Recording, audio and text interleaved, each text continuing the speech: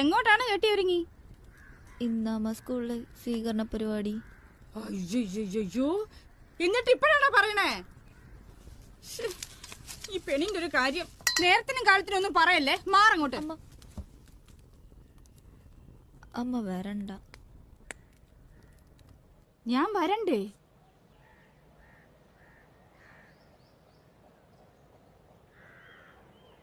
ഞാൻ വന്നില്ലെങ്കിൽ എങ്ങനെ ശരിയാവും?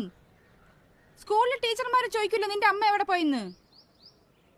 അമ്മ ജോലിയുടെ ആവശ്യത്തിന് വേണ്ടി തിരുവനന്തപുരത്തുള്ള ഓഫീസിൽ പോയേക്കുവാന്നാ ഞാൻ പറഞ്ഞേക്കുന്നേ. ഓഫീസാ? ഓ, ആപ്പീസ് ജോലി.